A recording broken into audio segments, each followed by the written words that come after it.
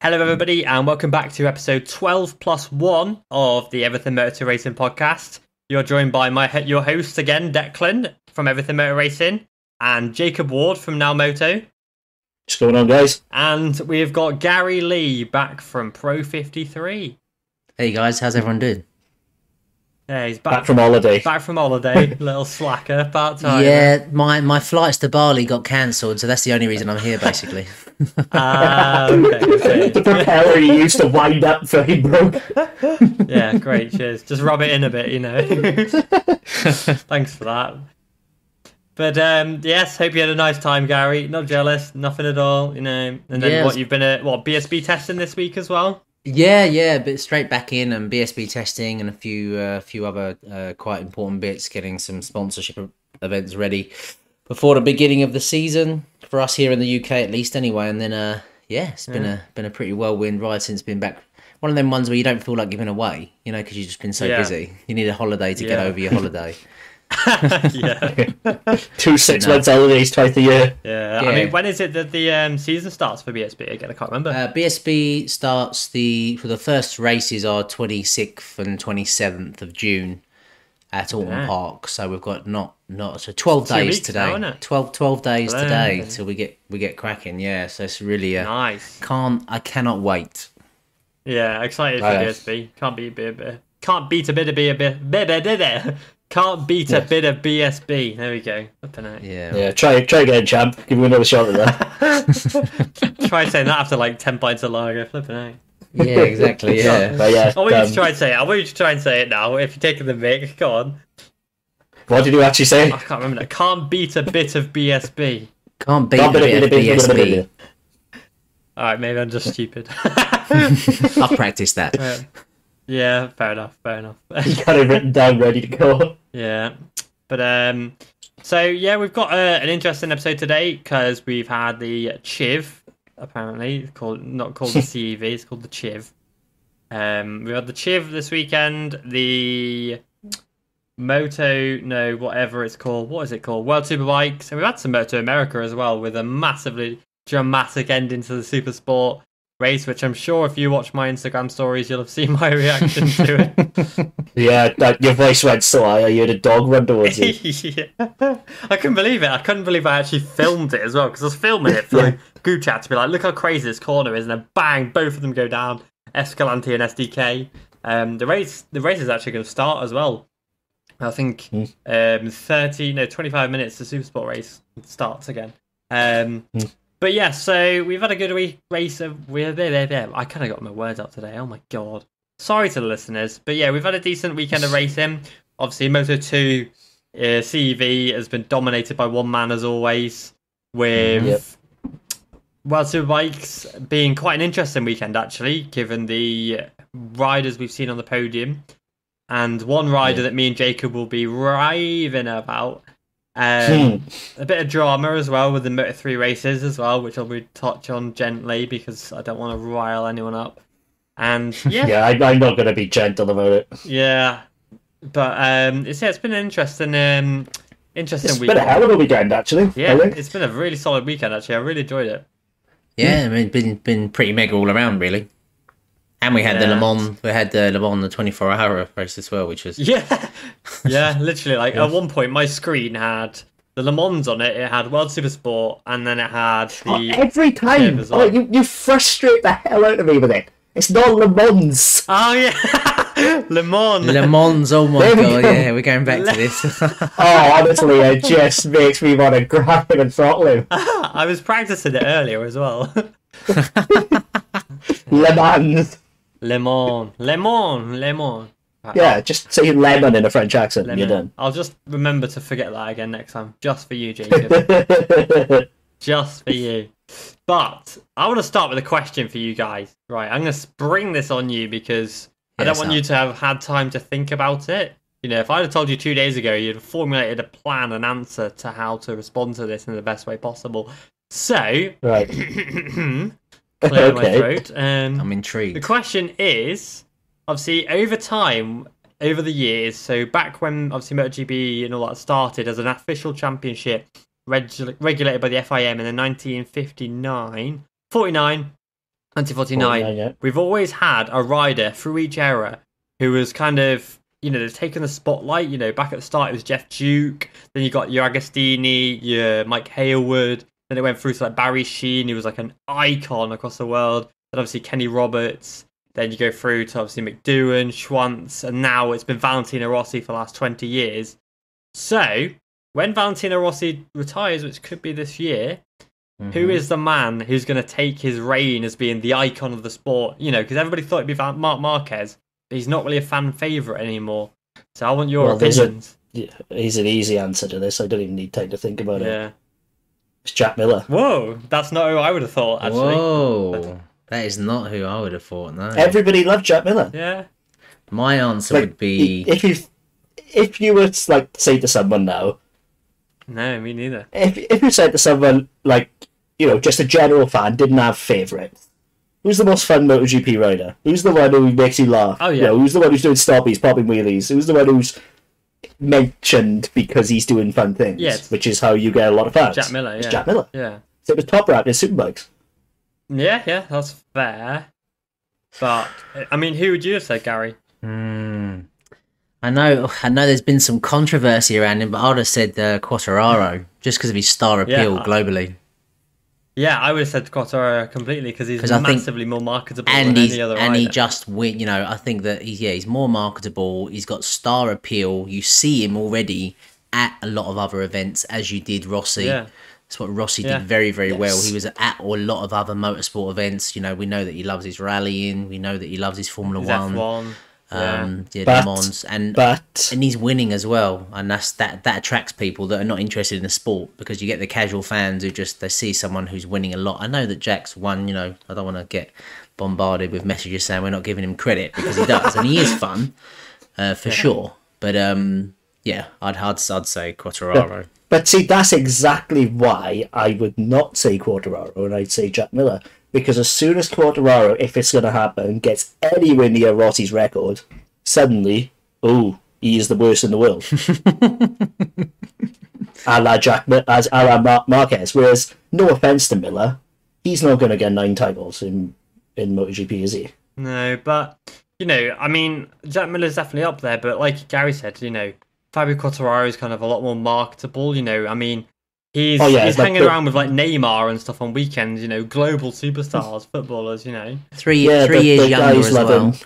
Yeah. Yeah, the guys love him because he can race a bike stupid quick, and the girls love him because he's a good looking boy with a 6-pack. Yeah. That's enough about me. That's enough about me, guys. Come on. Oh, God. I still maintain that's why he opened his leather, so he could show off his freshly tuned 6-pack. Yeah, he's like, I've just been cutting last few weeks, got them shreds. On the keto diet. Yeah. Or it could be someone that's not even in MotoGP at the moment, in this Premier class, we could look... Yeah. Yeah, because, I don't know, because I think now, obviously, with Rossi, say, if he retired, I think the man who would...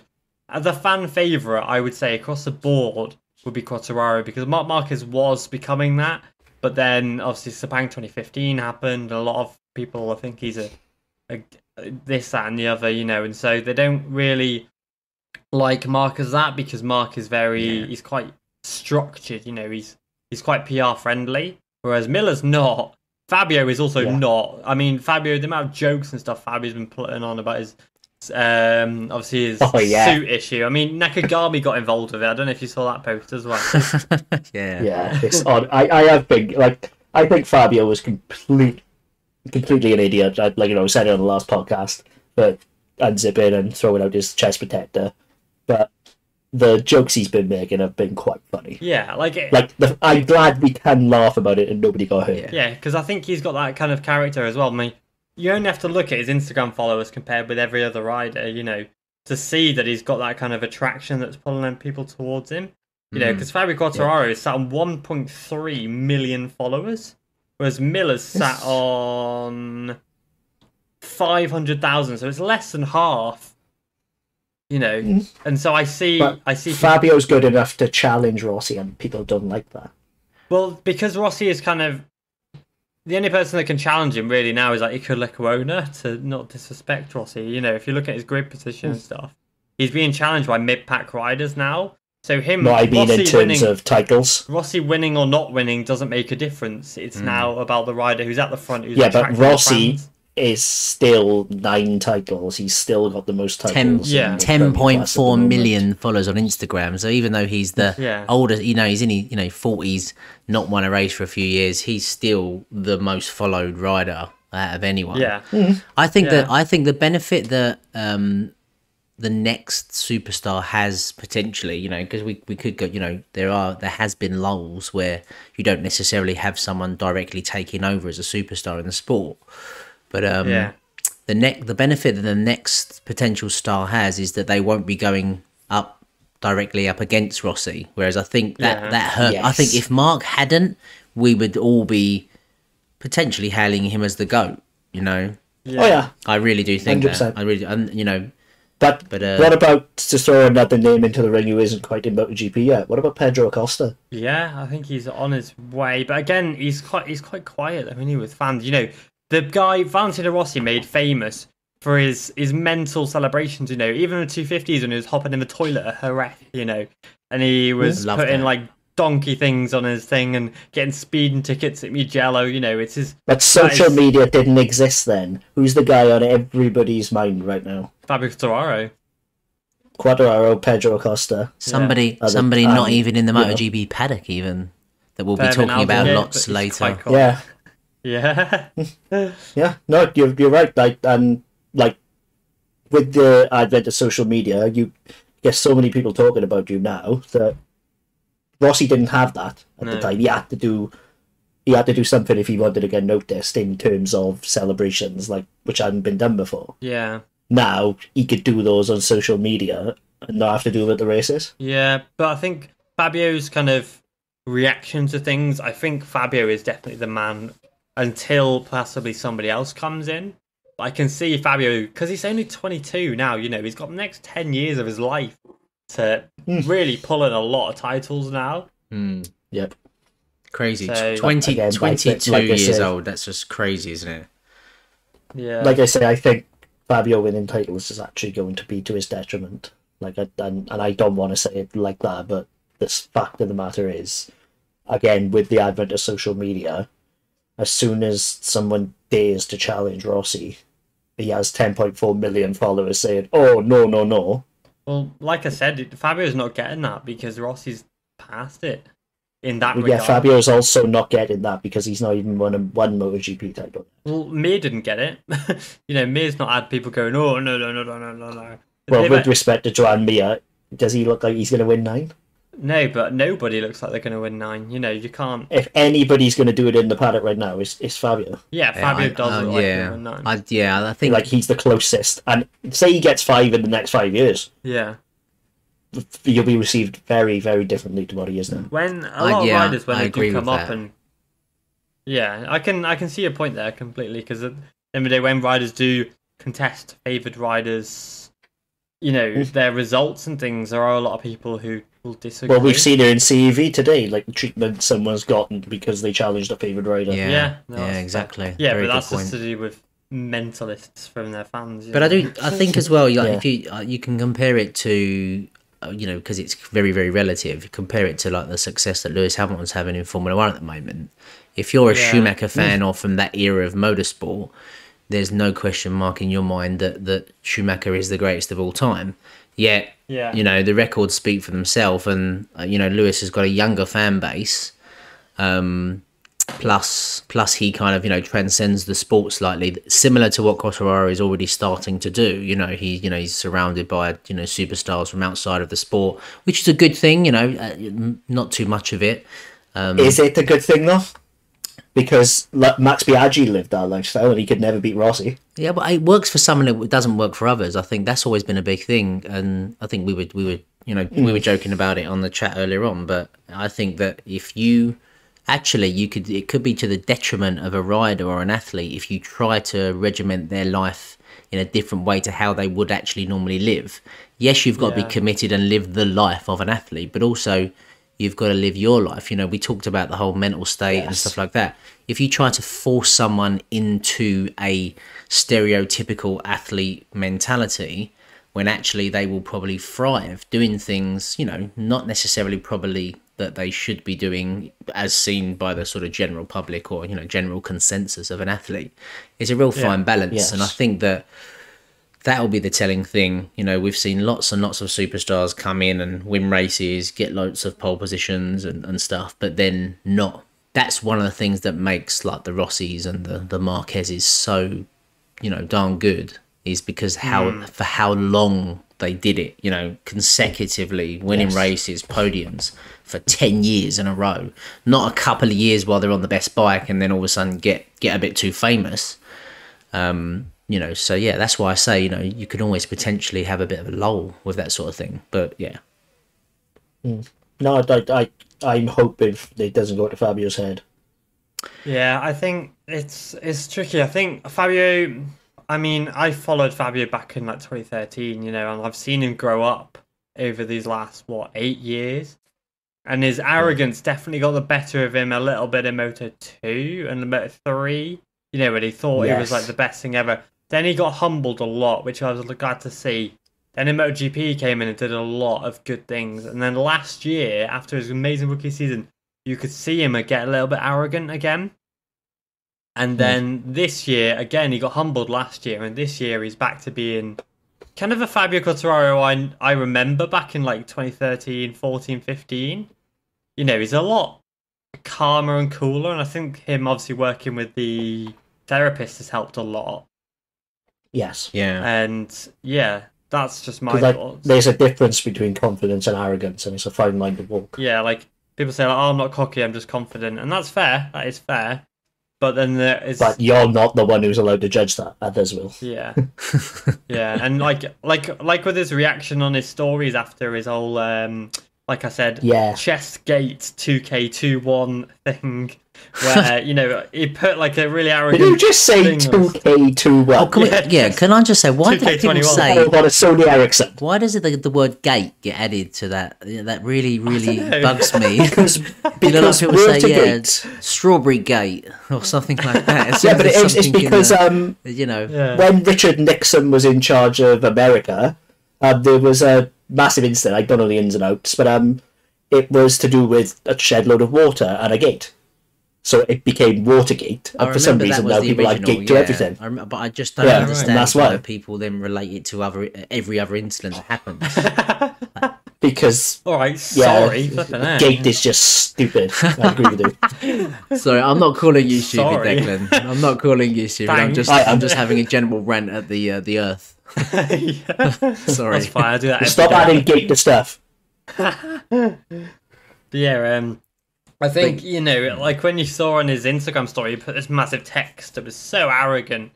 He is now, I think, after he spoke to his team a bit on the Catalan test, he then in the afternoon did concede and go, I should have been black flagged, instead of being like, I should have been penalised, which, he should have been penalised for the first incidents, but then the second incidents, yes, and he was.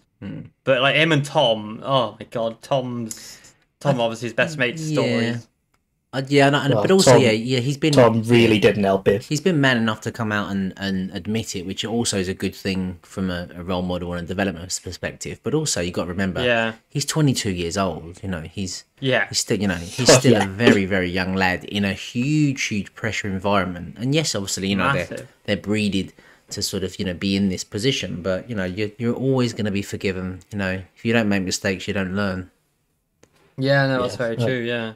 Like I can't imagine what I would have done in his position at 22. Yeah, I wouldn't be rated. That meltdown would have been worth watching. That much money and in that physical condition, I don't think I'd be fit for racing. You were too knackered, like. Yeah. Where is he? He's on. Garrely's on the yacht still. You're meant to be out on track. No. You'd have to literally wade your way through the models. Yeah, literally, like. James Hunt. I reckon his Instagram DMs are just horrendous, man. Can you imagine? He's got a team of people just for that. Yeah, just to wait for all the girls. When they separated racing and girls.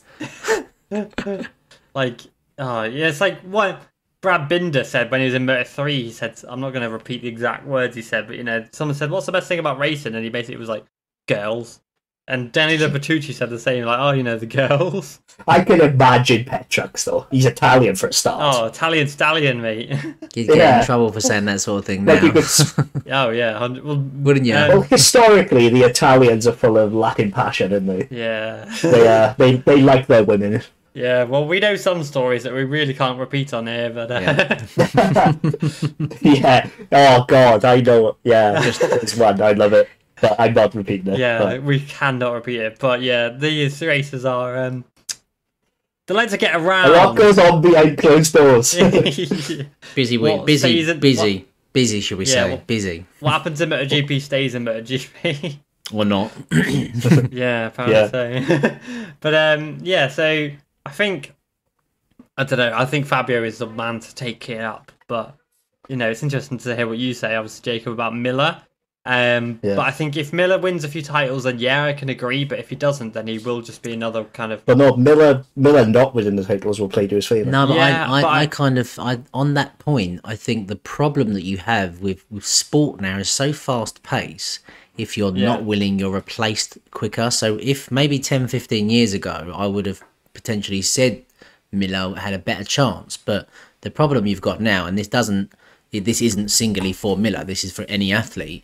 You have a couple of poor races now and people are replacing you already. So if he doesn't win and if he isn't there, challenging for championships every year and race wins all the time, he won't be in a position to become that superstar because he'll be in a lower team and then off the grid pretty quick. Yeah. That we don't have the luxury. We talked about it a couple of weeks back and stuff about how stacked the talent pool is, but just sport in general now, unfortunately, has become very fickle, where it doesn't allow athletes to stay around that long.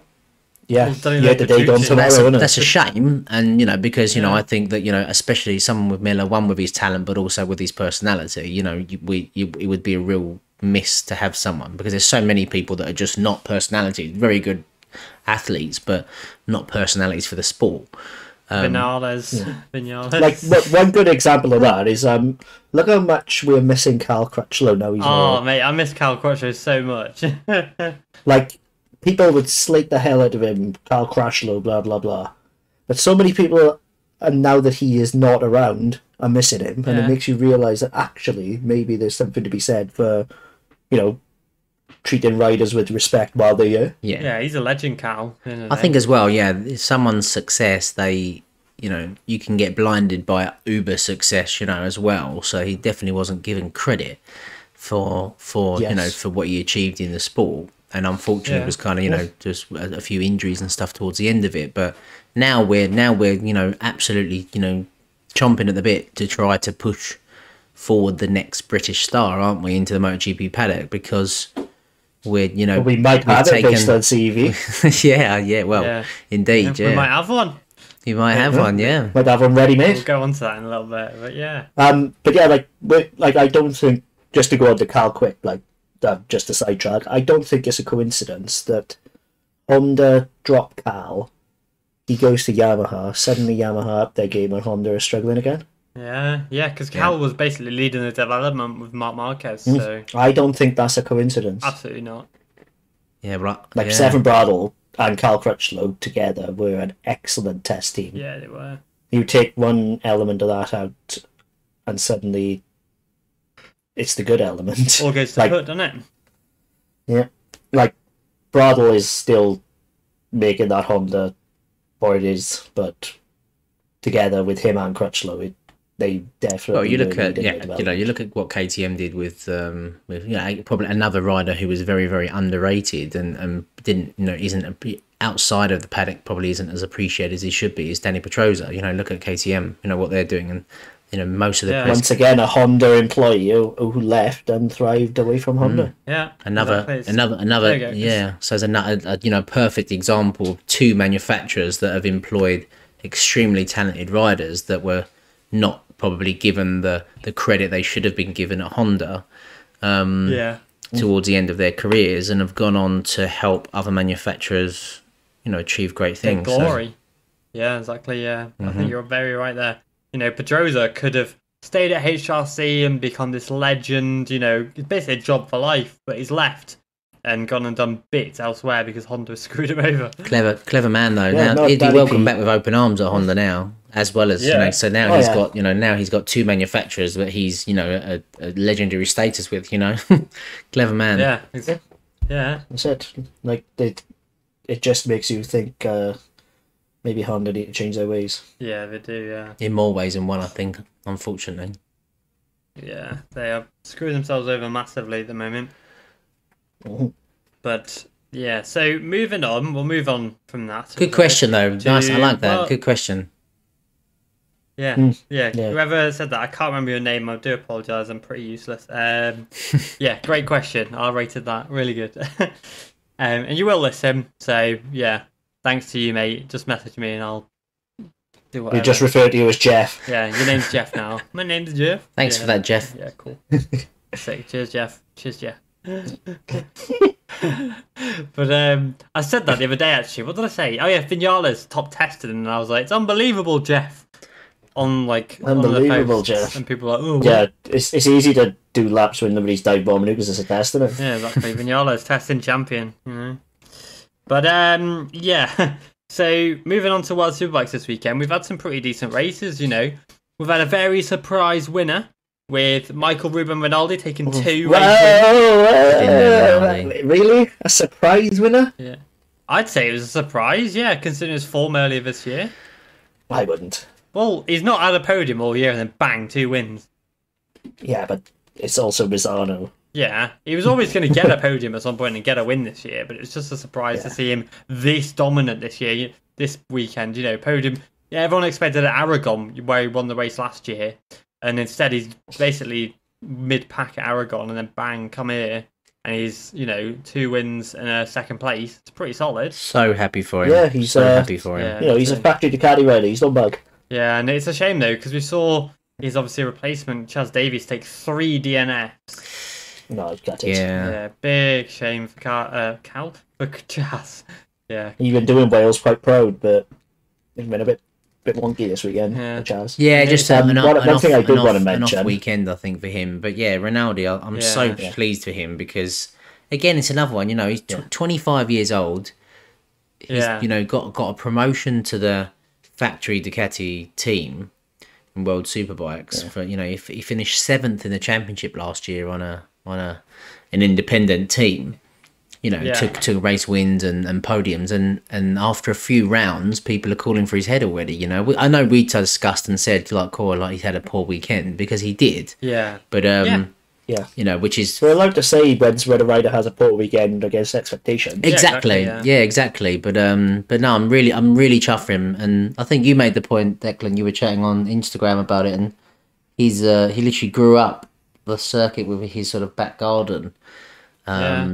Imagine what a feeling that is, being a young lad, 25 years old, Italian, in your back garden on the factory Ducati team, and taking And not only that, but holding off Johnny Ray on a Kawasaki. Not many superbike riders can do that. Forcing Ray into a mistake, mate. You add to that. Yeah. Oh, also that's what I just wanted to mention. That is the save of the year. Oh, mate, what a save! If you haven't seen it, If you look haven't on seen YouTube or it, something. go and It look. defies physics, doesn't it? You just because he literally That front end the was front in the didn't go, Adriatic the Sea. front It went was gone. again. So- Yeah, Yeah.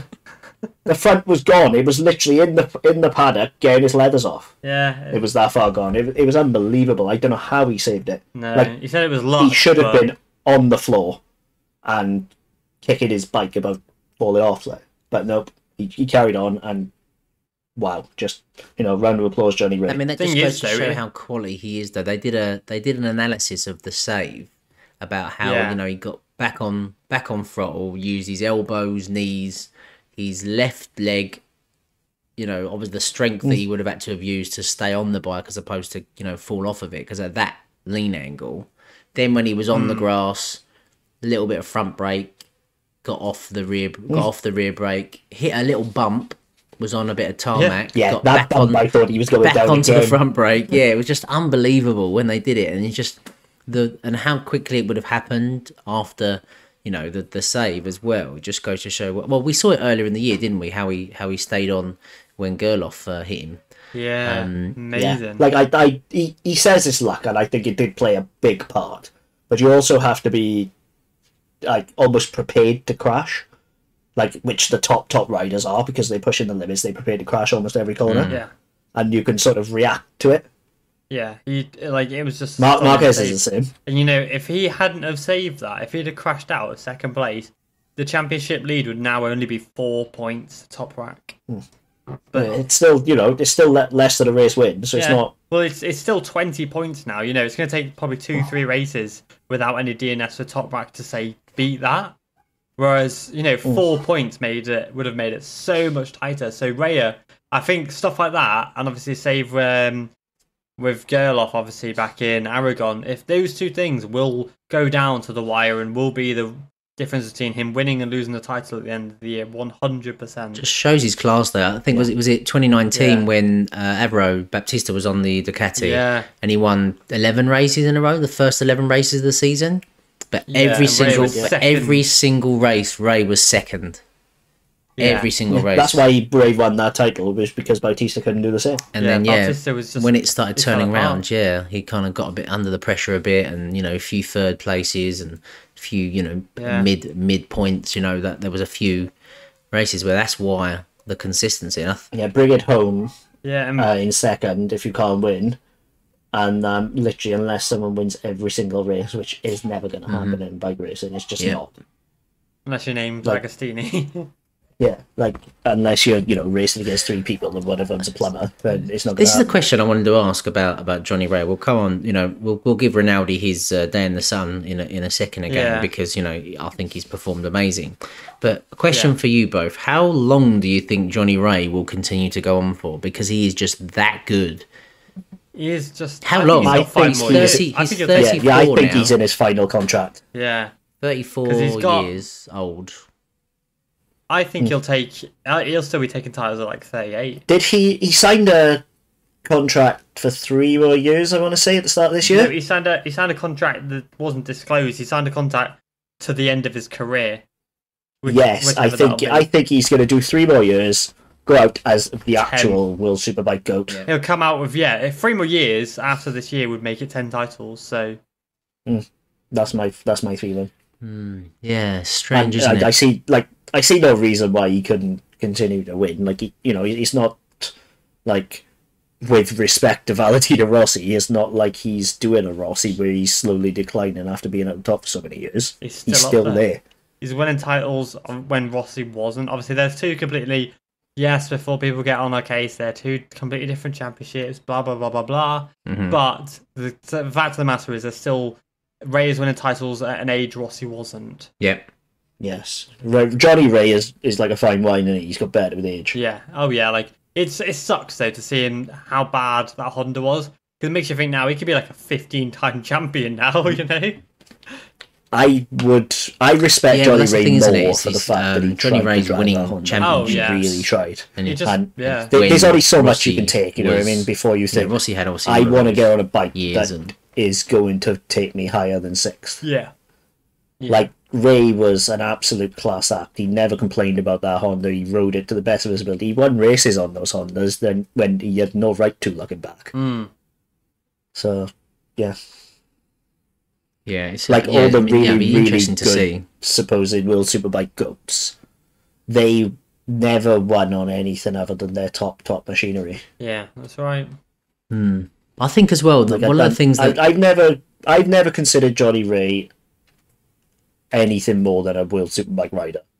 Like, I don't think he is quite a MotoGP rider, but that's okay because some people are just born superbike riders, others are born prototype riders, and I think Ray is just a born superbike rider and probably the best at what he does. You class him as a superbike rider, and I agree with that, Anthony. But I think actually one of the odd things that today showed me was that I think there's probably one person on that grid that could really challenge Ray, and that's Toprak.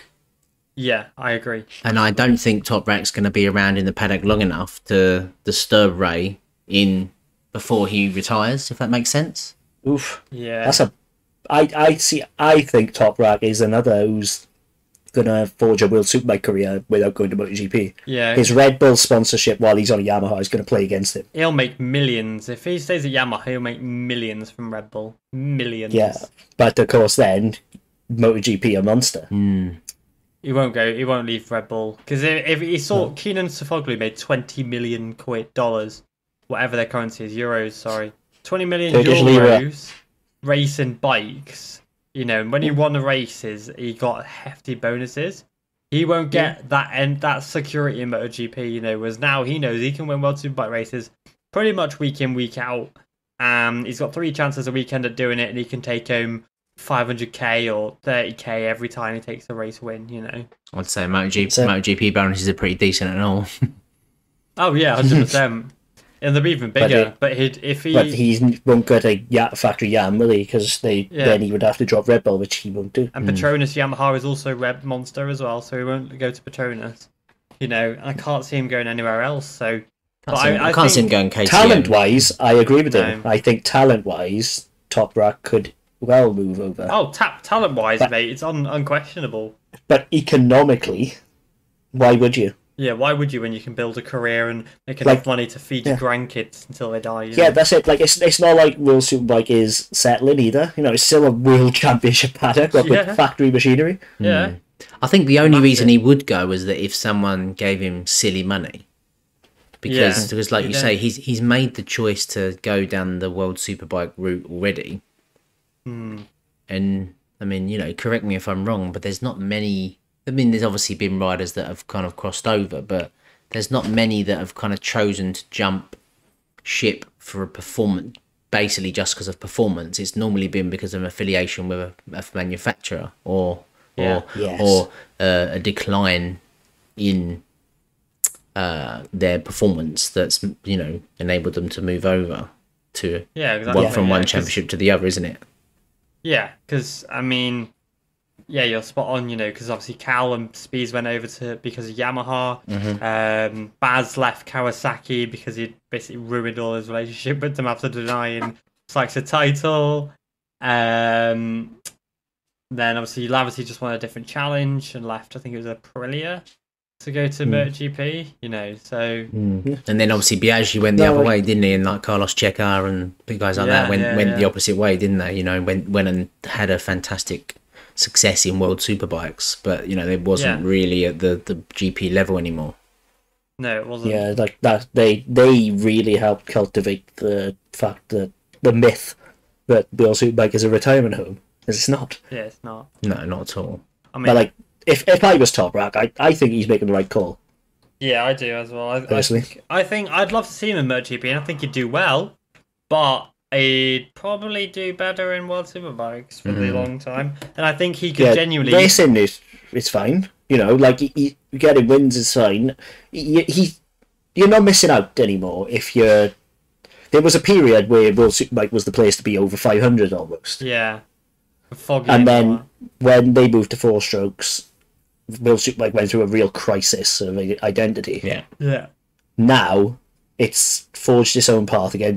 Like credit to Dorna and the FIM, they've managed to make them that and MotoGP very good separate championships. Yeah, they have. Yeah, and now it's no like in the early 2000s and to about 2010, it was almost a shame if you were in the World Superbike paddock because you knew MotoGP just was the pinnacle, was the peak, like it was where everybody wanted to be. Now, I'm not so sure, unless you come through the prototype route, that it has any more appeal than World Superbike does now. Yeah.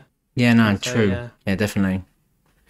Yeah, I mean, it's an interesting one, but I think Toprak could be the man that could actually battle Ray for his titles in the next few years. What about Redding? You are? What about Scotty Redding? I don't know anymore. I mean, yeah, he's only in the second year, but he's just, I don't know. I think the only reason I didn't say Redding to challenge him is I do think eventually Redding will end up back in MotoGP. Yeah, I hope so. Yeah, like he is the one rider in that field on a factory bike that I could see moving back to MotoGP. Yeah, me too. All the rest I can see forging very, very good long World like. If he chose to stay in World Superbikes, it would be a fantastic career for him. Yeah, without doubt. But he wants to be in MotoGP. He would rather be pushing in MotoGP than guaranteed wins in World Superbikes. You get that impression, I think. yeah, like it's because he came through the prototype route. I think. Yeah. He came through that paddock, and it's where he has unfinished business, doesn't he? You know, he feels he has unfinished Yeah. business in MotoGP for sure. Whereas all the other factory riders, they are they come through the Superbike route, Super Sport route, etc. Yeah. So they know no different. Yeah. I mean, some have obviously hopped from Moto 2 into Super Sport to World Superbikes, but yeah, Yeah. there are obviously exceptions. And he's But still I want to still move. only 28, so Yeah, obviously back to Rinaldi. yes. You know, he's had a spectacular weekend this weekend. Yeah. And deserved for me. Yeah, I think just a great weekend all round, and even in the final race when he was chasing down Toprak, that you thought, is he going to get the triple? But Toprak just had a little bit too much for him in that particular race. But no, it was a great showing from him, and hopefully it will do his confidence really, really well. That he was able to really stamp his authority on the weekend for sure. Yeah, but 100%. also I just think that like you said, beating Scott Redding on the same equipment, which is no mean feat whatsoever. Holding off Johnny Ray, his battles with Toprak. I mean, obviously that in itself is its own story, isn't it? Because they go back to like the stock 600s. Yeah. They're big they do, fights and a bit of controversy and stuff. Sort of 6 or so 7 years ago. So that was quite good to see them embracing each other at the end of the race as well. Just a good fight, and so that was. But that again could add a little spice, because it was the Rinaldi and Toprak were the first non-Ray Redding winners, weren't they, for this year? So. Oh really? I didn't realise. Yeah, I'm pretty sure. I'm pretty sure I've got that right. Correct me if I'm wrong. But play. yeah. No, you are right. And what I would say is that Ducati looks better with silver wheels, and I'll fight anyone who disagrees. I no, agree it's with better you. with black. I agree No, with you. black. The silver looks beautiful. Black. Silver wheels, and if you want to challenge me, message me on Instagram, and I will fight you. It's black, mate. Black looks miles better. Screw you. Whatever it's you're got wrong, when it's but- winning looks best. Yeah. But yeah, Yeah, those wheels are worth half a second. Like. yeah. It's the Obviously, same as Max Flinders Everything Motor Racing sticker. That gives him 30 horsepower. 100%. That's why Max Flinders is doing well. Yeah. But When he's not having electrical on problems. on that note about what I was saying about Toprak and Rinaldi, is that I saw something from Toprak today in race 3 Yeah. that I haven't seen yet, and that's why I just think he's going to be a stratospheric talent. He already is, Yeah. obviously, but whilst he was behind Rinaldi, he wasn't as loose as he is before. He was quite, you could tell, the bike and his body language was quite calm. And the minute that he made that pass, he bolted, he went, and it was, sideways in under every braking zone again, and, trying to pull the gap. But his discipline whilst behind Rinaldi was the thing that really impressed me. Well, obviously, quite a big deal. First win for Yamaha for the year, which was really good. But yeah, Yeah, like you never got that impression from Toprak. You are totally right. Like even when Toprak was winning on the Kawasaki, it was always a case of is either win or he's going to deck a try him. He never once looked like coming win off or today. bust. Win or bust. Win Wasn't or it? Bennett. Yeah. Win or Bennett. But, Yeah. like today, he never once looked like he was going to do anything other than win that race. Yeah. Fair play to him. He had it very controlled, like which isn't very Toprak. So Scary, matured. scary Yeah, that yeah. scary that he can do that, but be just as fast, if not faster, but without the I won't say recklessness, but the freestyle. Yeah. no, you are. I would use the word reckless with him on the Kawasaki because he was a very brain out throttle rider. Like Gabby Rodrigo, on or off. Yeah, like almost like Petrucci. Like as soon as Petrucci reined it in 2%, he went 10% quicker. Yeah. And it looks like Toprak's done the same. And It's just he's just a very good rider, isn't he? Yeah, he's Yeah, fucker. like, straight up, he's just a talented rider. You know, Red Bull don't sign fools. Well, 89. they've also got Keenan, who's giving him the sponsorship. But yeah, I get your point. Yeah. But a couple of other shout outs as well. I thought was quite good to see today was Batista on the Honda. Yeah, Had a he's pretty alright. decent weekend. I think that that Honda's shown a little bit of a promise so far this year, and I think he had three, especially in race 1 and race 3, showed some real good pace. And Bassani as well. Eh? What a fantastic Mate. weekend for Do Bassani, you know eh? what? Unreal. I was weekend. about to What a bring great up Bassani. weekend. Yeah, because like me and Jacob, We all knew he was good. you are. We knew he was good, didn't we? You know what I mean?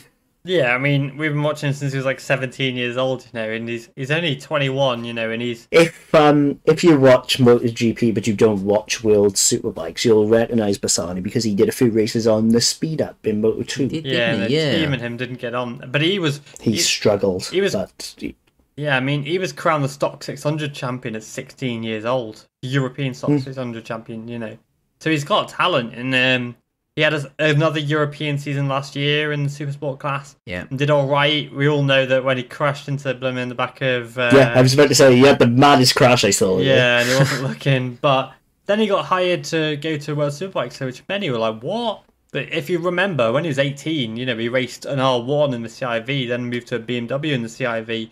So he knows his way around a 1000cc superbike. Yeah. And so when he came back on, he's winning races. He battled for the title on the R1. I think he's one of those riders who's better with a bit of power under him. Yeah, I think he's more of a 1000 than a 600 rider, and so he's come into superbikes this year.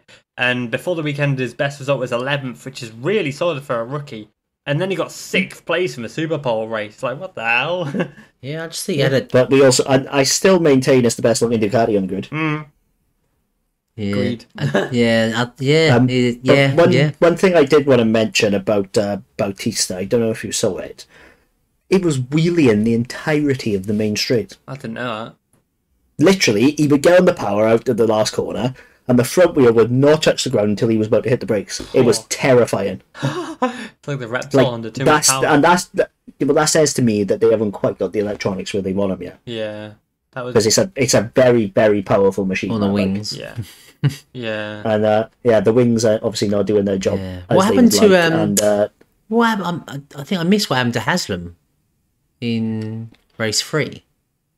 I don't know. I'm not 100%. All I know is he DNF'd. Yeah, I wasn't sure. I was watching the CV. I watched it. Yeah, I know. I watched it, and then it was pretty early on, and I was thinking, have I missed something here? Did he even start? And I don't mean that horrible. Yeah. Sounds really bad. Yeah. But yeah, no, he's obviously struggled quite a bit this season. Compared to Baptista's had a few decent races, but he's struggled quite a bit. And Lowe's had a low key, pun the pun, low key weekend. Yeah, Lowe's key. Lowe's he did all right. key. Yeah, I mean, yeah, he was done. think done it's Very Fifth. unlows, isn't it? Fifth all weekend, I think he was, which is all right. But No, it's very unlows. He had brought it home with solid points, Yeah. which And same as No, that- BMW had a really low key weekend, considering Yeah. they've shown real promise with that new bike. I Yeah. was very disappointed with them. They BDM struggled massively. had a didn't really VDM did struggled But- with a lot this Expect it almost because it's a brand new bike. They've got three brand new riders on, well, two brand new riders and one have gone down, and then you've got Sykes who tends to fade as you go on anyway. yeah, but that's what surprised me, because Sykes was obviously the top BMW pretty Yeah. much all weekend, He- and I he don't mean seems that to be able to make disrespectfully, it. but yeah, he was a kind of quite a way. Sykes is always the one who's like bombed it and then burns his tyres out. Historically, that's what he's done. So, And to see him make it last and bring home solid points, I was quite impressed. yeah. One other person, and I'd just like to take a moment, if I may, gentlemen, to thank the world and the internet for keeping alive something that's been really deep to my heart for the last couple of weeks, Oh, for fuck's sake! and for Gerloff for bringing back Fuck. the Minions Crash helmet. Oh my god! Russ I knew that was yeah. coming. To I enjoy. knew that was coming. Garrett, Oh. thank you. God, man, I knew because he told me a few days before that it was coming out, and Yeah. then I was like, he didn't put it on Friday. I was like, what's going on here? And then bang, Saturday morning he'd already posted it, and I dominated those comments. Everyone was tagging me, and oh my Yeah, god. I was going to do it, but I didn't even need to because everybody already did. Yeah, like, and That's then I was weird. like, my eyes are bleeding or something like that. And, But yeah, to be honest with you, I don't think it looked quite as good as Paul's because he didn't have the Red Bull dungarees on, but I did like it. And yeah, I thought it looked good with the I- blue. I- And I he think had, it's he had an a pretty excellent solid helmet. weekend as well, you know, coming from Yeah, starting from from pit last. lane and last, and you know, I think, like, what did he finish? if you P5 in the last what I race, wanted to wasn't he? mention, yeah, A really late Yeah, overtake he- on Lowe's. Yeah, he finished P5 in the last race, which was pretty amazing. yeah. Again, one thing I did want to mention is Rocco Landers was correct, Deck, and it's the helmet is good. No, I mean, bloody, what's his name? Richie Escalante just won the Supersport race in Moto America, which puts another minion on the top step.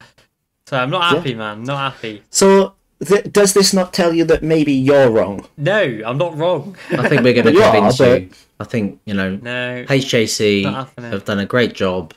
Other great No. crash helmet and helmet providers are HJC, if you're available. listening, But send everything Motor Racing a minion helmet from the chest. No. And anyway, moving on to the CV Championship, so we get out of the way of the flipping minions. Everything minion racing. We've had some good races in the CV today. We've had Jacob's boy, well, the whole podcast boy at this moment now. yeah, Fermin Aldeguet sweep up, take 2 race wins again. Mm. Just class. Really solid weekend. 16 years old. He'll be at Sachsenring this weekend or next weekend, should I say? Well, no, it'll be out on Monday, this podcast. So this weekend at Sachsenring, Fermin Aldeguet will be back, replacing Yari Montoya. Provided Yari Montoya doesn't return from injury. I have no... Like, he, which I can't see happening. Montoya really hurt himself. yeah. So I think, obviously Fermin Aldeguet will be there. Even it might be as obviously substitute if Yari does return, but he will be there. And you know, Moto 3 had some good races. We've got Scott Ogden on the podium finally. Yeah, Round of applause. Yeah, big clap. let's be honest. Yeah. Well done, Scotty. It's fully deserved with the work he's been putting in. Mate, that kid lives, breathes. And we're not just saying it racing. because he's British. Like, you can see the whole Aspar team. They work so hard. They ride so well. You know, they have the best equipment, the best trainers. Like Nico Terrell is training them. Yeah. You know, Aspar. If you're in the Aspar setup, you're set up for success. Definitely. Yeah. That's not And- taking anything away from Scott because No, that's he's what I was had about to to say, work like, his ass off. Yeah, that's what I was about to say. He's had to bust an absolute everything to get to where he is. Yeah, Yeah. like And now he can so start to reap the rewards, which is amazing to see. You make a Yeah, good like, point, I- Jacob. Yeah, because you know he's what he's done is he's got into a very very good setup and he's grabbed the opportunity with both hands. He's not sitting on those laurels and think because even lads of a really young age, you see them and they think, oh, I've made it already. I'm in a top team. If nothing's going to go wrong. Like, but even- he's just really even worked the hard Aspar- and yeah, great to see. Even the Aspar ATC riders now, they've arrived and they've pushed on. Yeah. Like, you don't go into Aspar and fail because you'll be up very, very Yeah. quickly. Yeah, but I just want to say, like, massive well done to Scott. You have, well done, Scott. because I know he's listening. He does listen to this podcast, so he Yeah. will be listening to this. So I just say massive well done to you, Scott Ogden. You've carried the flag. You've made the whole nation incredibly proud of you today. Me and Jacob, I know for a fact, constantly bang on about you, and whenever we see comments all the time, oh, who's the next British rider, blah blah blah. We're always obviously mentioning you, obviously Corey Tinker, Eddie O'Shea, Josh Watley, Yeah. but your name is always there. We tell everybody about you. You have really proven a lot today. With the fact that the British Talent Cup now it works. The junior talent team it works. The investment that people have put into you has paid off. And I really hope you get that wild card at some point this year at Silverstone, and let's hope hopefully so. a full-time ride next year in the World Championship, mate, because you deserve it. And just to say 100%. massive hats off to you, Yeah. Scott. Like, we're not just saying that because he's British, because, No. like I've said many, many times that I will not support a rider just because of their flag. Yeah. I will support a rider because they are talented and they have something. Yeah, and they work for it, Like, Scott Ogden could be from Antarctica. He has something. Yeah. It just so happens that he's also British, which is a double bonus. Yeah, 100%. Yeah, no. So yeah, so agree. really, really. And also, one other rider I want to shout out was Zonta van den Goorberg. Where did he Got his finish? first... What? Where did he finish? 13th in race 2, got his first CV Motor 3 points. Fair play, well done, Zonta. Well done, Zonta. Yeah, very, very good. Look, much better all weekend. Has been speaking to me all weekend about finding the right setup, because he's been struggling a little with finding the correct setup on the Honda. Yeah, I was going to say, is he Super B? Honda? Yeah, Yeah, that's that's it. it, yeah. And he's struggled a little bit with finding the correct setup. He's had Mark Woodage, who is John McPhee's crew chief, in with him at Catalonia this weekend. Yeah. They found a good direction in QP2, and then went pushed on in the race. And was unlucky not to get points in the first race. And then the second race, he was 10th up until the last couple of laps, where a group caught him, because obviously they were drafting each other on the main straight. And he ended up 13th, which is still a very, very strong ride. So Yeah, did well done, Zonta. Yeah, really very well. impressed. Yeah, he had a really solid weekend, A solid weekend for many riders, Obviously, one of the Munoz boys, Daniel. Yeah, no, David. Yeah, he's the fresh off the back of a Red Bull Rookies Rookies champion. win. Yeah. He won a Rookies race the other week, and then he's got a podium this week, and in the CV, Chiv. He's done really well. Joel Kelso's done well as well. He's obviously riding at Sachsenring this weekend with the CIP team. There'll be an interview. And Assen. There'll be an interview going on the website this week. I interviewed Joel Kelso on Friday, so you can learn a bit more about Joel if you don't know about him. Naranjita. You what? Naranjita. What are you on about? That's his nickname. Oh, is apparently. it? Oh, I don't know. Is that. it? There you go. Is that? Oh yeah. Spanish for orange, because he's Yeah, ginger. I was gonna say it's orange. Yeah. He's got ginger hair. Brilliant. But yeah, so, Yeah, I thought that was brilliant. I Yeah. loved it. That's why I brought it up, because I thought that was excellent. what is it? Naranjita. Naranjito, yeah. Nice. But yeah, I rate Joel as well. He's a legend. So yeah, well done, Joel. I don't know what happened to him in race 2, but he ended up in the group that caught Zonta. Yeah. But he started way higher than Zonta, so I don't know what happened. I think he must have had an incident somewhere. Yeah, there's quite a few. and I was quite a quite- few non-finishers, wasn't there? Race 2, especially. There's a lot of crashes. Loads Yeah. of crashes. Yeah. Like, That leads me into something I wanted to mention. I don't know how many Indonesians actually listen to this podcast, if any. But if you see your countrymen going after Danny Munoz and Jose Garcia,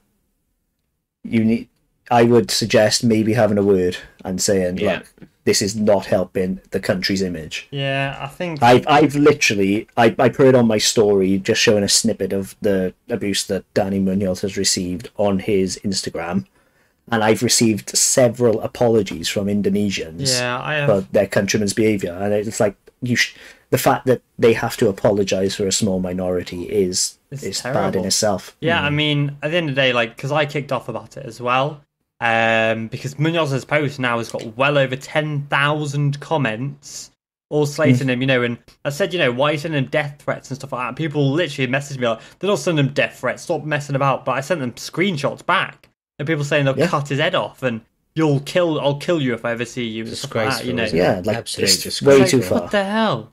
And They were like Zonta commented on the post 2 days ago. yeah, and And they were abusing him on there, saying, "Oh, would you support blah blah blah." It's like he commented 2 days ago. Yeah, and the thing come on, is, mate. though, it was a move from Munoz, who we got penalised 2 places for, and Mariachi still finished in 6th place, And Yeah. Mariachi could have been on the podium. It was pole position for both races. A stunning, really good pole position, I want to add. Mariachi, I really am impressed by him. And, Mariachi, because I put a post about it, Mariachi reached out to me personally and was like, I'm so sorry. I'm so sorry for my, these people doing this. It's not right, And I said, mate, you don't have to apologise kind of Yeah. thing. But I'm a fan of Mariachi. He's got for, his head screwed on. He really has, Mariachi. Yeah. You can tell he's actually embarrassed by it. Yeah. I think But, that's like, the thing, I- isn't it? Is you got a minority of people acting like, you know, imbeciles. idiots. A toxic minority is louder than a quiet majority. Yeah, and a lot of them Indonesians I speak to are amazing, you know, like proper passionate fans of the sport, and I really respect them, but there are so many that are just horrific in the comments. But I want to say that, Mario Raji, big respect to you for reaching out and putting things on your story about that, and obviously Yes, using my post yeah. to say sorry to these riders and telling them about what they said. You know, you're a fan. I'm a fan of you for life, Mario Raji. I have so much respect for you for speaking up today. Massive respect. You know, you didn't He have could to do easily have just hidden behind the fans and not come out. that. Yeah, Couldn't he? you could have just stayed quiet like many do. Well done. Yeah, well You know, done. Well so- done for that. Shows good character as well, because he, like we said, he didn't have to come out and apologise for other people's actions. Yet he feels, and Yeah, that's that's a very fantastic trait of the Asian culture Yeah. though as well. You know, they're hugely respectful. Massively, yeah. And I just, you know, you can't condone that.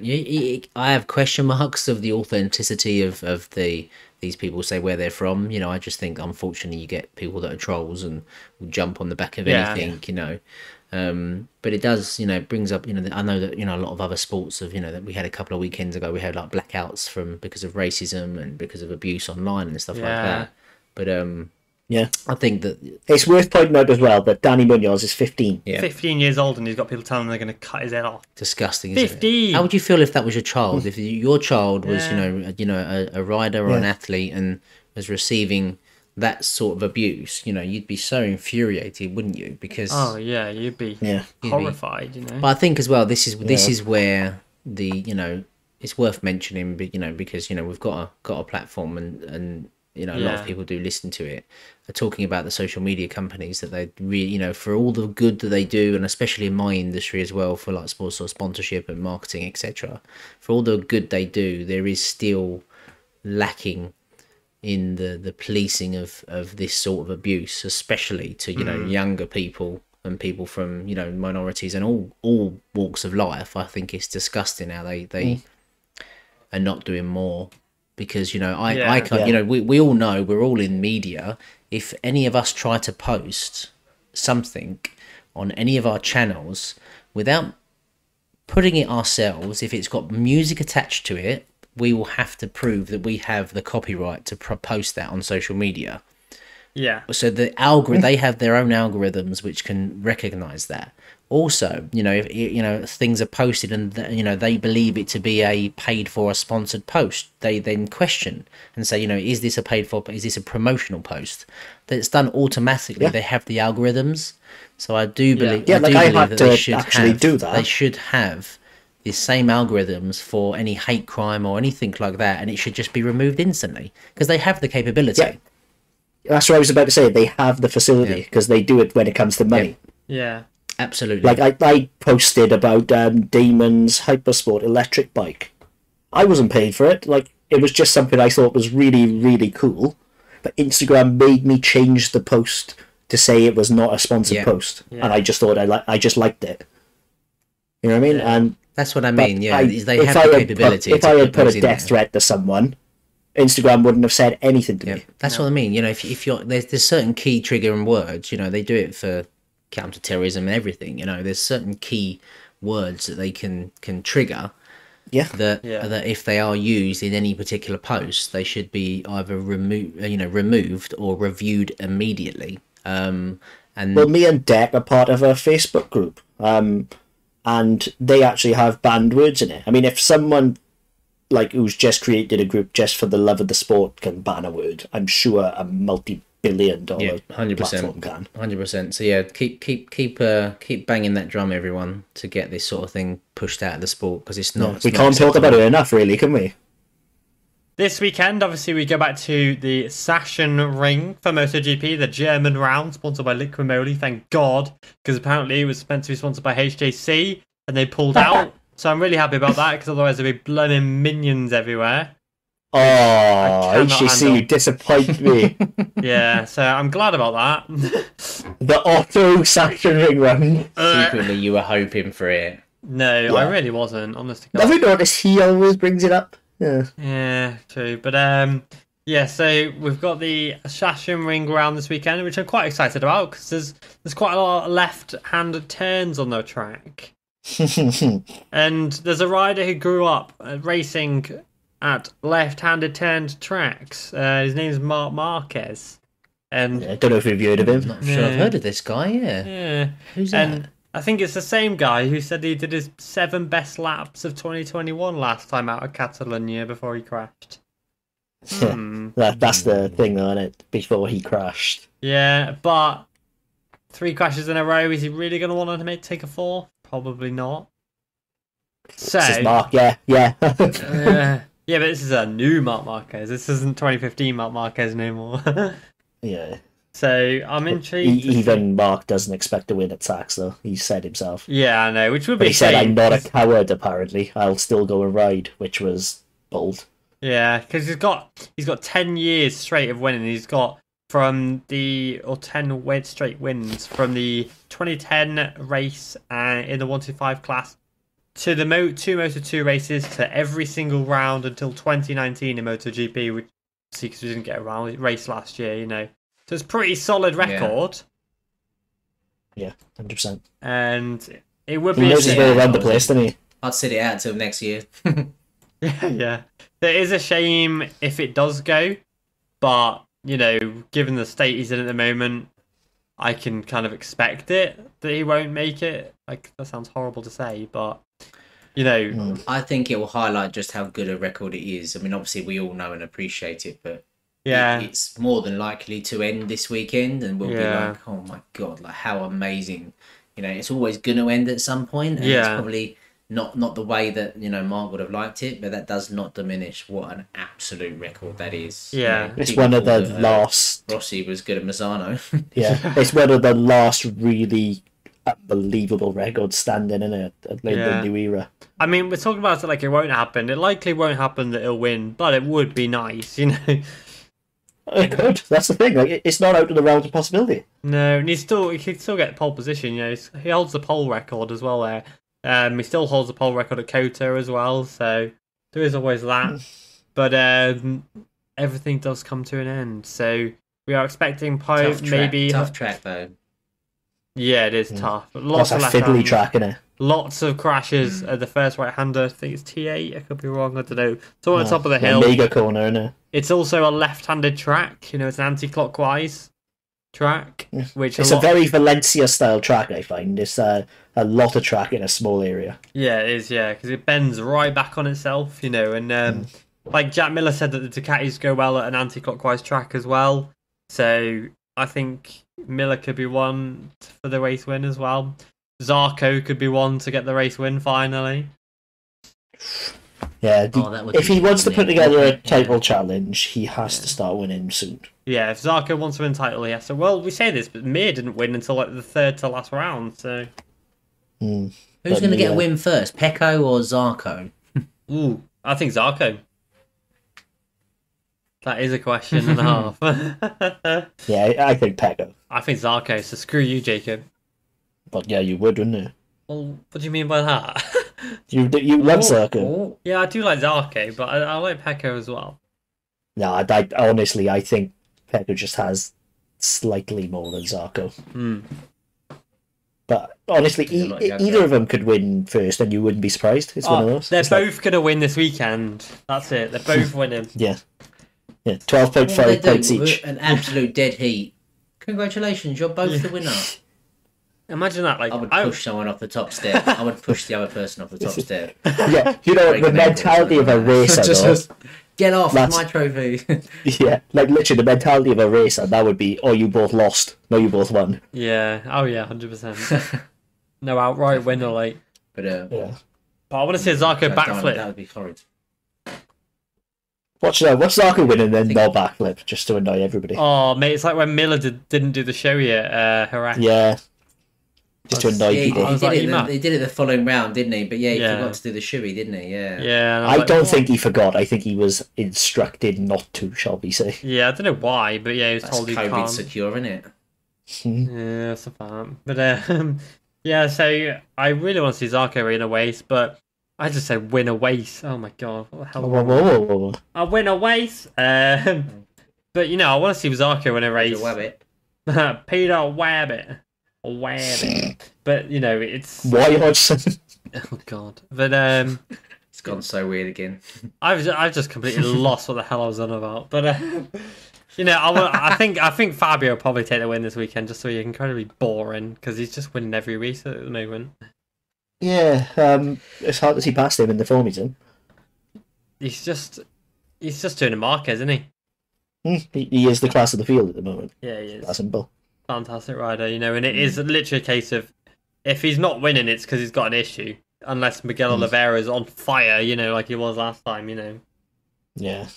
But Yeah, how will the KTM's do? Yeah. That's a good question because Because they're bound to have an asymmetric Can tyre. I just say as well, you guys were about to say, I did actually have Oliveira as my pick when I did the predictions last Yeah, sure you did, so, okay, mate. just put that out Yeah. okay, yeah, just rub it in. there. Sorry, guys. Yeah, I believe you. Who said I didn't? Yeah, whatever. Nah, like I think KTM might be in a little more trouble at Sachs because they have to have an asymmetric tyre due to the amount of time you spend on the left-hand side. Yeah, And we know they do not agree with the asymmetric tyres. no. Yeah, you think it's tricky at the moment that you're seeing a lot of, like, apart from the Ducati riders, it just seems that you've got like one rider from each other factory doing pretty well, and the other one's struggling a bit. You know, like, so it's really difficult to tell what the best bike is at the moment Yeah, because it's tricky. I don't Because think you've there's got, such a you know- thing anymore. I think every bike is now good, Yeah. and the riders are the ones making the difference. Oh not the yeah, bikes. it's completely down to the riders at the Sure, moment. Yeah. Like they might not Yeah. suit another rider, but like even the Aprilia now is a good bike. Yeah. 100%. The Aprilia is solid, mate. Like, I really rate the Aprilia. Like I've Beautiful. said it many times. I think it's a race winning bike that hasn't won yet. Same as Yeah. Alicia's a race winning rider that hasn't won yet. It's gonna happen. It's gonna beautiful happen. bike as well. Yeah, Yeah, that's I gorgeous. really want them. I want them to get the win because I feel like Aprilia are not putting as much into the program as they could do. And I say that, and I say that with respect, but I think that get a bit of a win behind their sails and getting, you know, podiums and a win would really help them push to have a satellite team, you know. It I would think propel that it. Which does- would really help with the development, you know. I can't understand why that hasn't happened yet. But I think that does come down to the fact that they haven't won yet. Is that they don't know how to cultivate for it. They need to win to learn, almost. And every time Aleix run as high as second place in Catalonia, Oh, I and was lost it. bloody heartbroken. Yeah, I was gutted when that happened. But like the thing is with Aleix, like he gets up there, but then can't hold it. But Every that, time he again, that can't comes hold it. down to having to break the duck to learn about what you need to do to feel it, so you know what's the correct route, almost. Yeah, Like, because it's very To be fair, difficult I to do think both something of you you've have not said done as before. well, that I think both of you have said that the best chance Aprilia had this year Was was- Catalonia. Aleix Catalonia. Yeah, I Yeah. think both of you had said that before. I think a decent analogy I just thought of from here. Tell me if it's crap, by the way. A Rubbish. decent analogy I would be comparing winning a MotoGP race to like solving a Rubik's cube. There's only one way you can do it, but it's going to take you a million ways of trial and failure to get there. Yeah, no, you are spot on. But once you know how to do it, you then do it quicker and Yeah. quicker and quicker until eventually it becomes second nature. Yeah, exactly. Like Fabio Quartararo, you know, he was there, he was nearly there, bang, as soon as he won that race, bang, he now wins races for fun because he knows what exactly you need to do and manage your tyres and all that.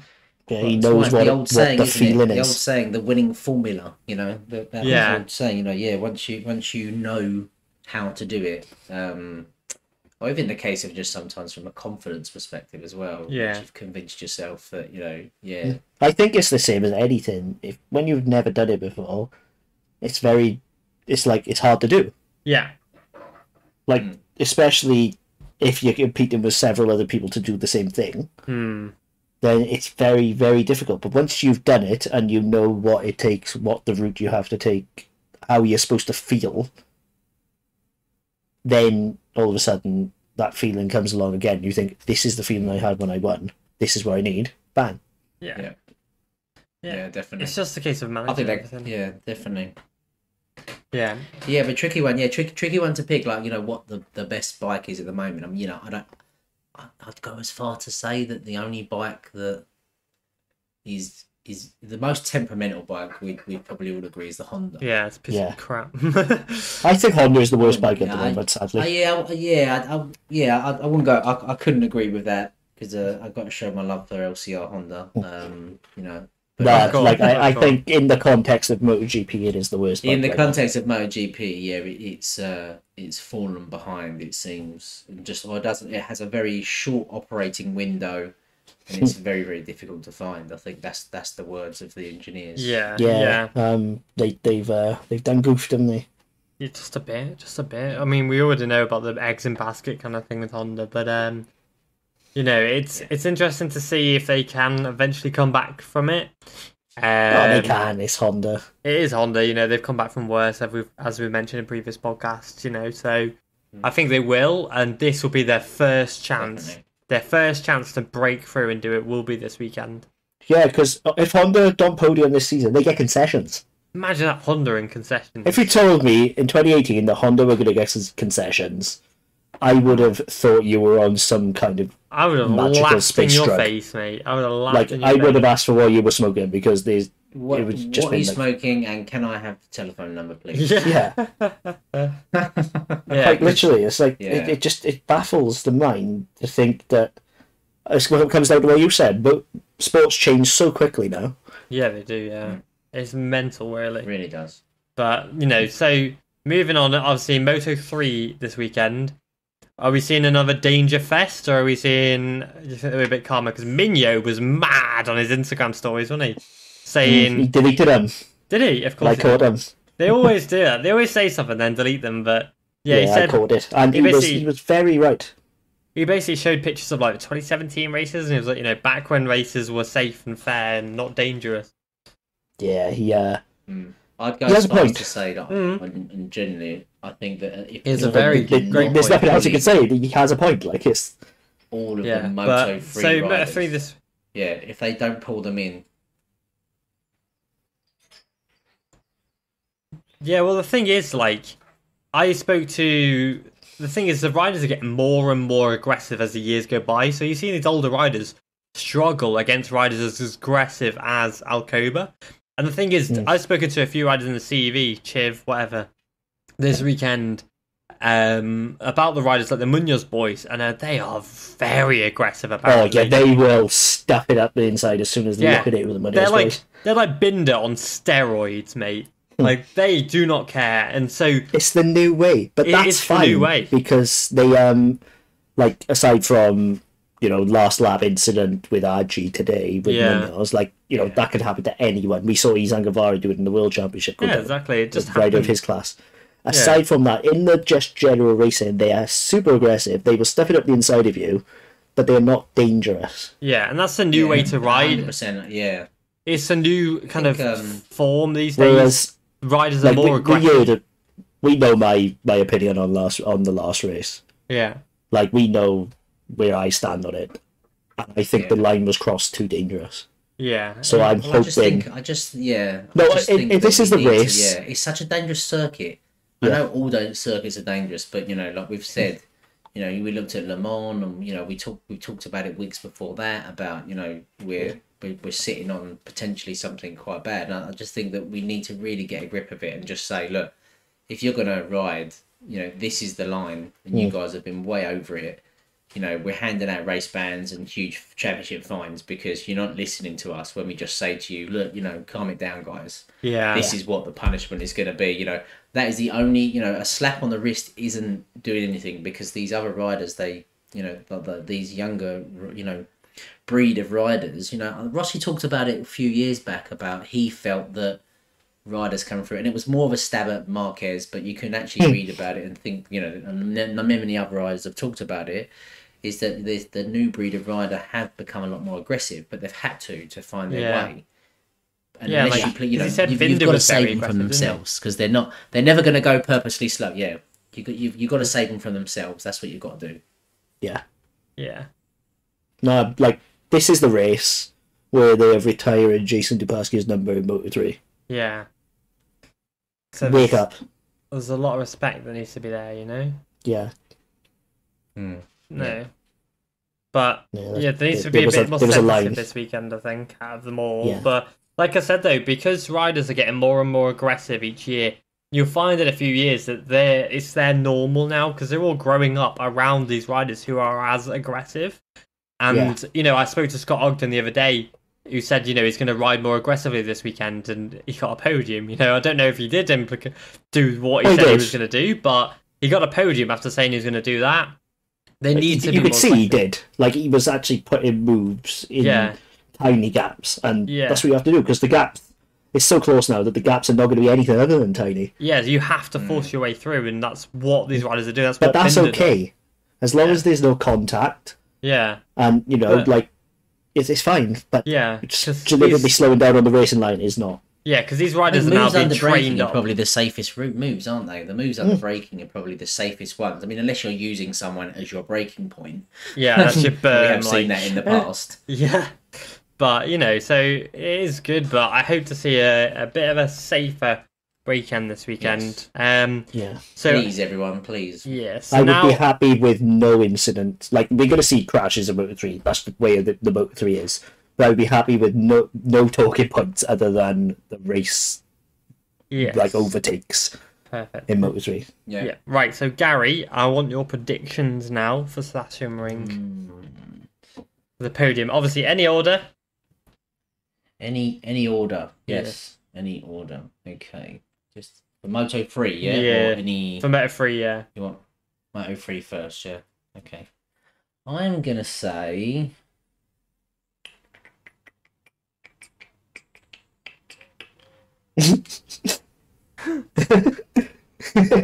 Today be nice. Oh. We're still there, boys. Yeah. Waiting on you, thinking, mate. Sorry, no, it cut out for a second. Then I wasn't. Right. Okay. Sorry about that. It didn't. Go on. What were you thinking? My thingy fell out. Oh, right. Of the my Wi-Fi fell out. So sorry about that. Flipping heck. Right. So Keeps just jumping out. So yeah. So I'm gonna say. Oh, sorry about this. This is a hard one for me. I'm taking my time with it, aren't I? That's what she said. fuck's sake. Yeah. Love that. That was a very good use. Yeah. A classic. Sergio Garcia, Nice. Binder, Binder. and Costa. Acosta, nice. What about you, Yeah. Jacob? Go safe. Yeah, I like think you said, Sergio Garcia. Garcia. I think Gas have finally figured it. I think he's got what it takes now. I think he knows exactly what he needs to do. Well, he's always had it, but the Gas was still in development mode almost. But as we discussed last time, they crossed the window with it, haven't they? Yeah, they have, yeah. So Sergio Garcia. Yeah. I'm gonna go a bit left field and say Niccolo Antonelli. Oh, that is very left field. Ooh. Experience will counter on Sachsenring. Hmm. And I'm going to say Philip Salach. Nice. I like that. I rate that. I like that. Right. Me. I'm going to have to change tabs on my computer because I'm watching Moto America as we speak.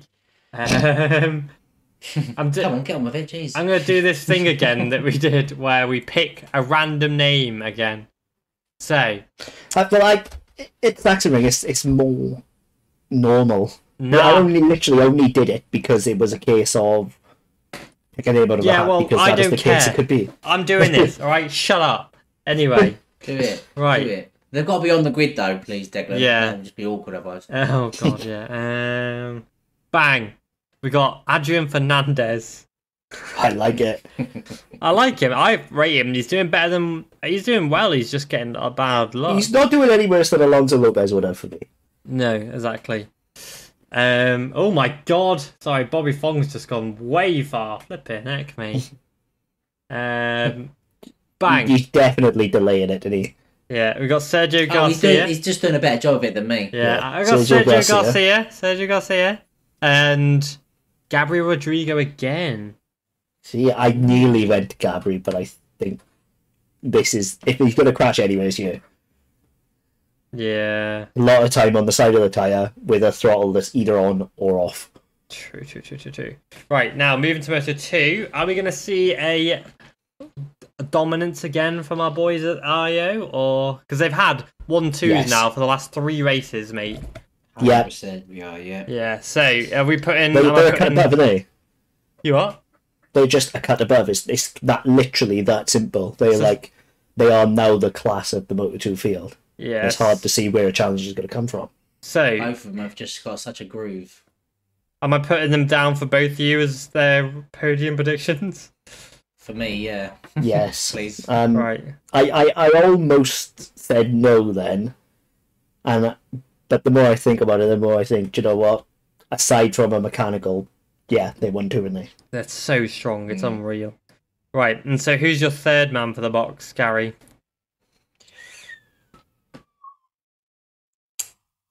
You know, I'm gonna stick with Roberts because I've said him the last few times, and he was very, very close. Oh, he got so unlucky. Very, very close. So unlucky. Yeah.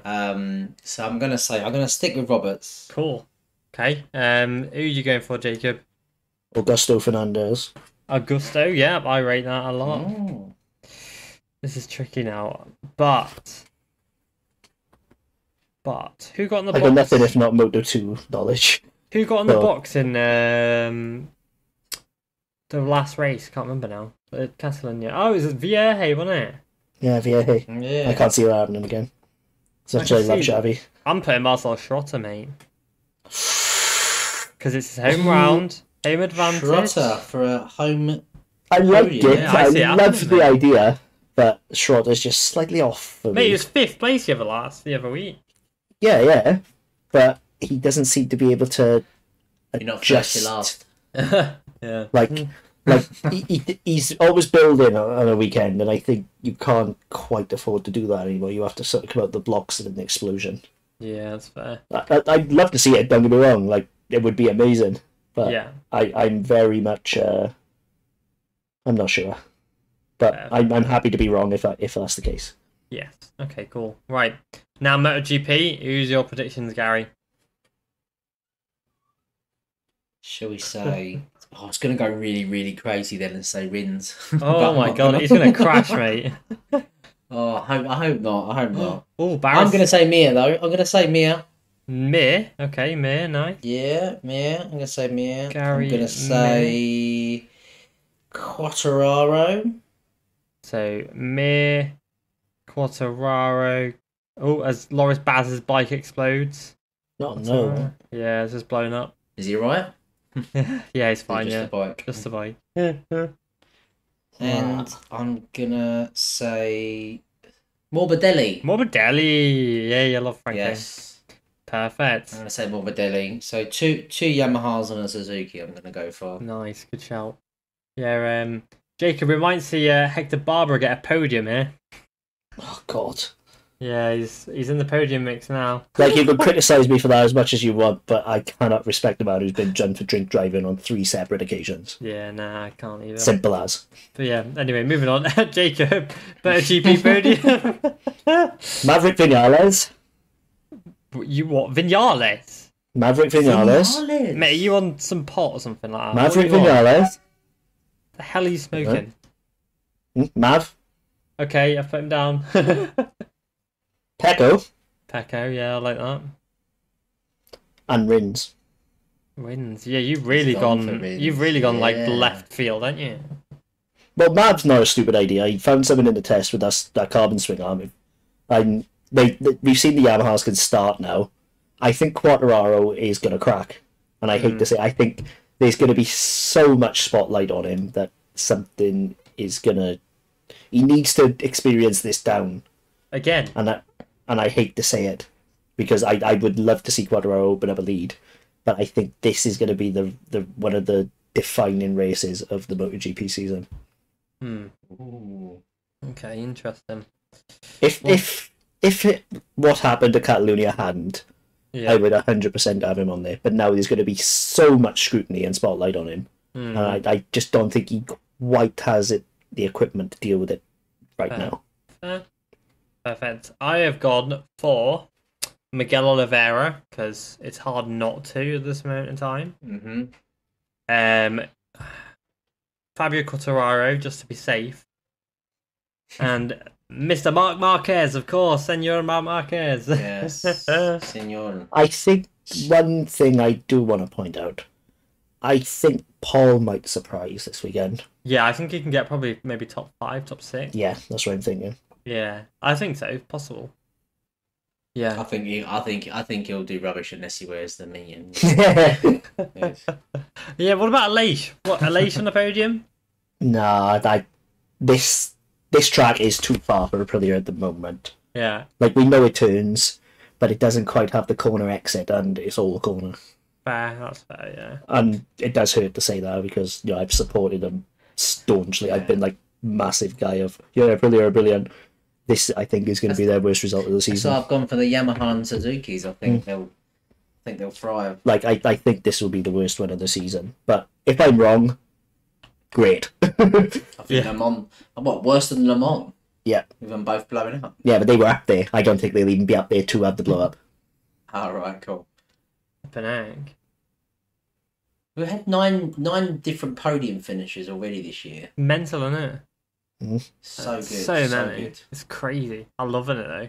So I was just going to completely wind you up when you said, what are your predictions? And I was going to say, like, Tito Rabat, Xavier Simeon, and Christophe Ponson or something. Why? But the banter, innit? Oh, you're funny. And imagine if one of them come off. Oh my god. Imagine. Yeah, Xavier Simeon just busts through now, gets on the factory yard and wins. What's up, boys? That's sad, dude. Imagine. That's mine. What about in Moto? How do we think Aldeguer will do? Because he is the hot topic at the moment. I think he could do alright. I think a top 12 again is easily possible. Yeah, I'd say so. I think it's dependent upon qualifying because it's not a yeah, it's a very hard place to pass. It's not as strip lining as the last two circuits we've been at, is it? So it'll be very much we've seen, didn't we, at Catalonia as well as in Italy, that you could start the last race and lose in 10 places. Yeah, like I think I think it'll be really dependent upon qualifying. So I think unfortunately Aldeguer was at the wrong race on the bike. If he'd been at Catalonia, I have no doubt we'd be talking about him as a top 5 rider. He's proven it today, 100%. What's the weather saying this weekend? Oh, I haven't checked. I had a look at it, a quick peek, and it just said sometimes, haven't we? We've had a few rain there. So there was no rain forecast when I looked. I can't remember, but there was no rain forecast for like 2 weeks, so that could obviously change now. I can see it. I don't know. If it's sunny, then I think we'll have a good weekend. So yeah. How do we reckon Kelso will do? You are? How do we reckon Kelso will do on the CIP bike? I think maybe some points, top 15. I'm saying he's not ridden the 2021 bike yet. Because he's won the 2018. Big ass. And he's going to enjoy it, I think. He's what? I think he's going to enjoy it because it's a very, very good bike. Yeah, he's going to love it. He's got 2 races in him anyway, so if he screws up this one, he's got another chance anyway. So this will be a building race. Yeah. Because it's a big ask. It's a big ask, but he can. It's a good track to learn a bike at, or difficult, but 100%. Good track to learn a bike at. Yeah. And then as you say, he's got the second race as well, at least. So there's not actually probably much pressure. No, exactly. Yeah. Well, that's all we got time for now. But I hope you've enjoyed listening to this podcast, and we'll be back next weekend after the Sachin Ring with all your talk, Jacob's rants, and all that other malarkey. So you can stop messaging the page and saying my mic quality is rubbish now because we sorted it. Yeah, we might not have, mate. This could be shocking when I put it we have, but I have anyway. Yeah, so fingers crossed it's alright. And I'm sure you'll let me know if it's not. So, yeah. Thank you for listening, and we'll see you next time. Thanks, guys. Thanks, everyone. Ciao, ciao.